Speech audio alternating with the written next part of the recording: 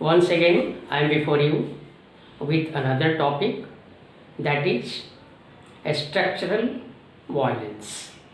इसके पहले मैं आपको बताऊं, पीस की जो डेफिनेशन है, कुछ लोगों का कहना है it's an absence of war. लेकिन क्या वार नहीं हो, किंतु कुछ ऐसी भी परिस्थितियां बनती हैं कि हम आपस में एक कॉन्फ्लिक्ट पैदा करते हैं और इसलिए भी वहाँ पे शांति भंग हो जाती है।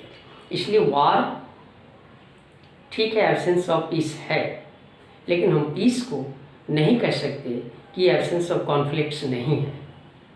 अर्थात पीस के लिए कोई ज़रूरी नहीं है कि वार ही उसको डिस्टर्ब करेगा। हमारे बीच में बहुत सारे टेंशन्स हैं, कॉन्फ्लिक्ट्स हैं और कॉम्प्लिकेशंस हैं जो कहीं ना कहीं शांति के लिए ये परेशान करते हैं। तो डेफिनेशन जो एब्सेंस ऑफ वार है पीस के लिए उतना सटीक नहीं है जितना हम ट्रूली कह सकते हैं कि जब तक हमारे बीच में कॉन्फ्लिक्ट्स है, चाहे वो हम टेररिज्म के नाम पर, चाहे कहीं पे बड़े पैमाने पे हत्या होती है या वुमेन के खिलाफ कोई किसी प्रकार की उनके साथ वायलेंस होती है, कास्ट और क्लास के नाम पर होता है, तो ये भी बहुत हद तक ये डेफिनेशन बहुत अधिक अच्छा है और उपयुक्त है कि जहाँ पे कॉन्फ्लिक्ट ना हो, किसी भी क्लास, किसी भी कास्ट, वुमेन, बच्चे, इनके खिलाफ किसी प्रकार की अगर वायलेंस नहीं है तो वहाँ पे शांति होगी। इसको हम आगे बढ़ाते हुए आपको बताएं कि किस तरह से अपने देश में या पूरे दुनिया में एक स्ट्रक्चरल वायलेंस की जो उस पर चर्चा होनी चाहिए। क्यों चर्चा होनी चाहिए? स्ट्रक्चरल वायलेंस है क्या? You know very well that structural violence is completely related to those situations created by human beings in our society. Students, you know very well कि हमारा जो समाज है वो जाति पे आधारित समाज है। अर्थात कुछ जातियों को हमने अनटचेबल मान लिया, उनको अस्पृश्य मान लिया। इस प्रकार से उनको हमने समाज से एक अलग रखा। परिणाम स्वरूप उनके साथ भेदभाव हुआ और जो समाज की फैसिलिटीज़ थी उनको नहीं मिला, उनका डेवलपमेंट नहीं हुआ। ये तो इंडिपेंडेंट इंडिया आई, जब भारत स्वतंत्र हुआ तब उसने अनटचेबिलिटी को इनवैलिड घोषित कर दिया, बैन कर दिया। अब बात आगे बढ़ती है कि किस प्रकार से हमारा समाज क्लास पे भी आधारित है। जैसे किसी इंस्टीट्यूशंस में जो इनफॉर्मल सेक्टर है, अर्थात वो अनऑर्गेनाइज सेक्टर है, बहुत सारे लेबरर्स वहाँ पे काम कर रहे हैं और उनके काम करने की जो कंडीशंस हैं वो काफ़ी ख़तरनाक है। लेकिन उस स्थिति में उतनी परेशानी के बाद भी जो काम करते हैं that's doesn't suit their environment, hence उनको मजदूरी भी उचित नहीं मिलती है।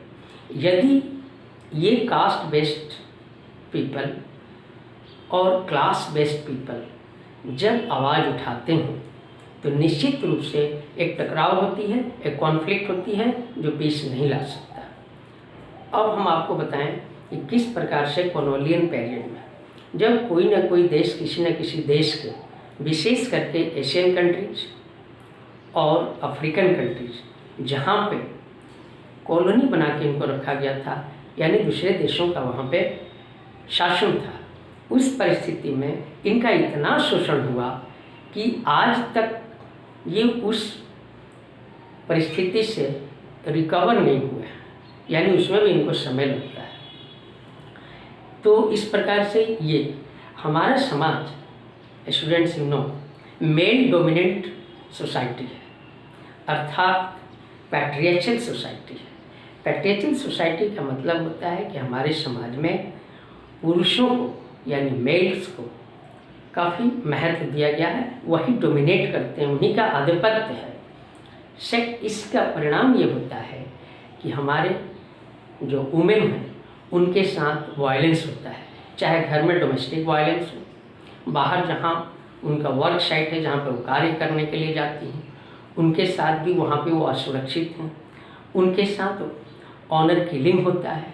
कहीं न कहीं उनको जो मजदूरी मिलनी चाहिए एक ही तरह के काम करने में, मेल को कुछ अलग मजदूरी और उनको कुछ अलग मजदूरी मिलती है। सेकेंडली, सबसे बड़ी बात है कि हमारा समाज इस तरह से व्यवस्थित है जिसमें हम वुमेन को उस तरह की एजुकेशन, उस तरह की उनके लिए न्यूट्रिशन और उनका पालन पोषण नहीं करते, यानी दे आर नेग्लेक्टेड।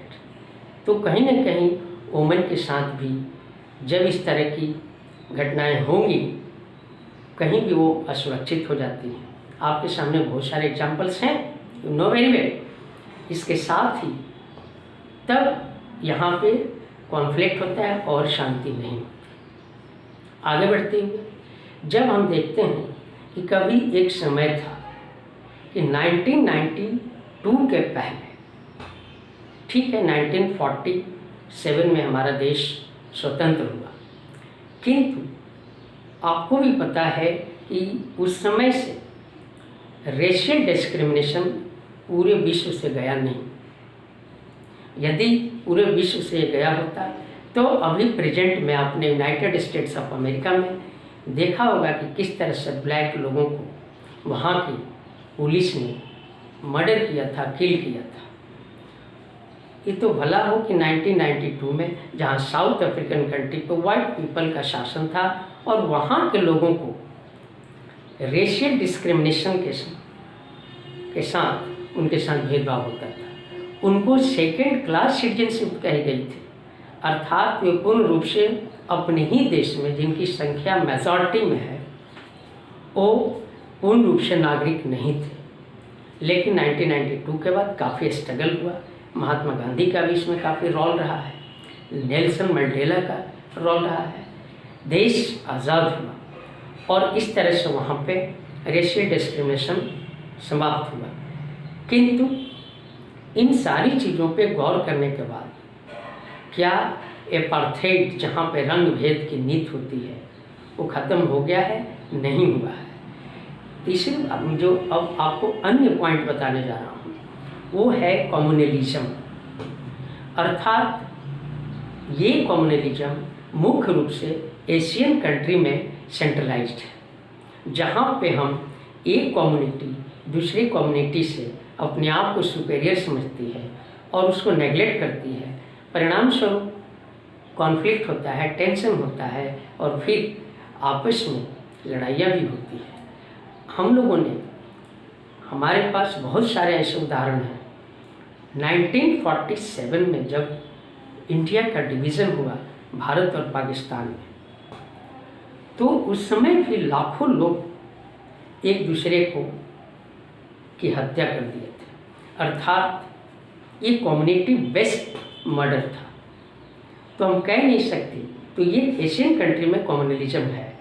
तो इस प्रकार से हमने caste based society, class based colonialism, आपने देखा होगा कि किस प्रकार से अब बात आती है कि रेशियलिज्म, रेशियल डिस्क्रिमिनेशन, कम्युनलिज्म, इन सारी चीज़ों को मिला कर देखा जाए तो टेंशन है, कॉन्फ्लिक्ट्स है, यहाँ पे शांति नहीं रहेगी। फिर इसको हमारे पास दूर करने के क्या उपाय है, कैसे इसको उपाय बताई जाए? देखिए, सबसे बड़ी बात है कि इसको एलिमिनेट करने के लिए how to eliminate these differences, these structural problems। हमने देखा है कि कुछ जो कम्युनिटी है उनकी कुछ शिकायतें हैं, उनको कुछ फैसिलिटीज़ नहीं मिलती जबकि दूसरे लोग उसको एंजॉय करते हैं।